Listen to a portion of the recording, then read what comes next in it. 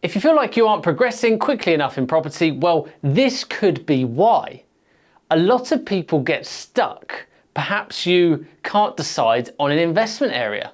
Perhaps you keep changing the strategy that you're pursuing. Perhaps you feel like you're behind everyone else, and perhaps you keep reading self-help books, but the reality is they won't save you.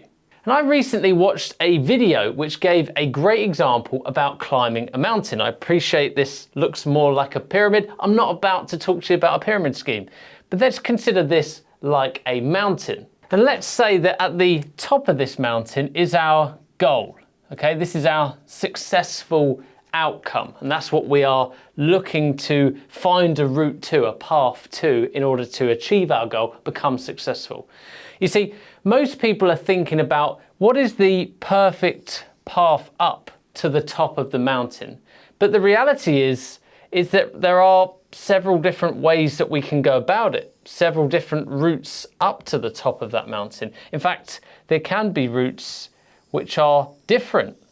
Okay, we can have routes which are potentially quicker, but a lot harder, and we can have routes which are longer, but potentially a lot easier. But I often see people spending too much time trying to pick the right path. Okay, most of the time we actually need better conviction and belief in our path rather than trying to find the perfect path to follow. And a sure way of getting no results is, changing from path to path to path. And this is exactly what I see happening in property too regularly. And that is that most people, when they get into property or they think about property investing, is they start here at buy to let. This is possibly the first strategy you've ever heard of or you learn other than flips, okay? So buy to let, it's simple. We buy a property, we rent it out, we make an income from it. But they learn about buy to let, they decide that is a strategy. I'm gonna take the capital I have, I've worked hard, I've saved that money, take that capital, and I'm going to buy a buy to let with it. And then they start to watch YouTube, they start to do their calculations, they start to realize, well, actually, I could do buy to let, but I might only get one or two. I'm going to tie up my capital. I've heard of this thing called buy, refurbish, refinance, which means I can rotate my capital. I can get more properties out of it, which is absolutely true. So I'm going to switch strategy, okay? I'm not going to do buy to let, I'm going to do BRR or BRRR, whatever you want to call it. Okay, then I think, right, well, I'm going to do BRRR. This sounds like an awesome strategy. And then I watch some more videos and I see some influencers, and well, they're talking about how buy-to-let's dead, is dying. You can't make enough money from it. And well, everyone has to do HMOs now. We can buy a property, we split it out, we rent it out room by room. We're going to make more money, more cash flow. So you know what? I'm not going to do BRR. I'm going to do HMOs. Okay, this is maybe a week later, 2 weeks later, and you think, oh, I've got it nailed, I've cracked this, I'm going to do HMOs, going to make awesome cash flow, going to leave my job, it's going to be a good, happy ending for me, right? Then you realize, oh, well, we need a lot of money for HMOs, so I should probably do some flips to build that capital up. So you know what? I won't do HMO, I'll do flips because it looks fancy. We take a property, we can do it up to the best possible condition it can be, then we get to list it on the market, make a profit, that money lands in the bank, and you know what, I'll do flips and then maybe I'll come back to HMOs. And then you see someone talking online and they go, well, you might as well go big or go home, okay? So, well, I'm not just gonna do a flip, I'm gonna do a development.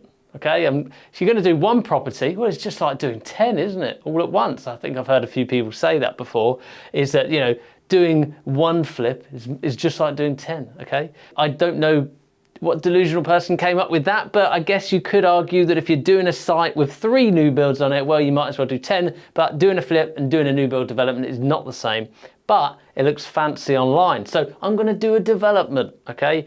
Then you realize, well, developments take 2 or 3 years. I've got planning permission, raising money, got to build it up and out the ground, then got to sell them. I'm going to need some money in the short term. So you know what I might do? Well, I might source properties. Sourcing, I've heard, is good income. That's going to be my new strategy. Then I'm looking at sourcing. I'm going, well, the problem with sourcing is that I have to work to earn that money every single month. It's quite an active role. I would really love some kind of reoccurring income, but with not much capital going in. I'm not going to do sourcing, I'm going to do rent to rent. Then I get overwhelmed. I realize, well, you know, rent to rent, I'm taking on all these other people's rent payments, and, you know, some months will be good, some months will be bad. I've got to furnish properties. I get overwhelmed. I think, you know what, I'm just going to simplify this. And well, I'm just going to do buy to let. Buy to let seems easy, seems pretty good, right? And that's the problem. This is actually more common than you think, and maybe you don't bounce over so many different strategies. I've gone and exaggerated that a little bit, but I see a lot of people that are darting between 3 or 4 strategies. And don't worry if that's you, because that absolutely happens to everyone. In fact, there have been many, many times in my journey that I thought I was falling behind because I wasn't doing HMOs, because I wasn't planning on building a 20 home new build development site. I really felt like I was behind everyone else. And I'd really beat myself up about that, internally speaking, not actually beating myself up. That would be rather silly. But in reality, I have now completed 17 of my own property transactions, which includes buy-to-lets, flips and trading some properties. I've managed over 60 refurbs since starting. Many of those were for my sourcing clients when we used to offer a project management service as a bolt-on service. We don't actually do that anymore, but I managed lots of refurbs. And by the end of this year, we should have sourced over 300 properties for total for our investors since starting Property X, which does sound like quite a lot of strategies, but I have stuck in the lane of just buy-to-let, buy-to-let BRR and flipping properties. Okay, and I either buy them myself or I source them onto investors. And it's as simple as that. I don't touch HMOs. We don't do rent to rent. We don't talk about social housing. I don't do commercial. I don't do new build development sites. You get the picture. In my eyes, simple scales, fancy fails. So it's not like I'm falling behind. I've just chosen a different path. And the reality is, if you stick to one thing in the short term, yes, it's harder, but in the long term, it's more rewarding. Whereas changing and getting distracted is short-term rewarding and a good feeling, but long-term, you'll have far less growth. So if I'd got distracted and changed strategy multiple times, or every time a shiny penny came along, I would have actually probably would have done a lot less than I have done by just sticking to 1 or 2 things. Okay, it's not about being smarter or luckier. It's about being willing to endure pain and uncertainty for longer as you try to build one thing. A wise man once said, play the long game, okay? I hope this video was helpful. Thank you for watching as always, and I'll see you in the next one.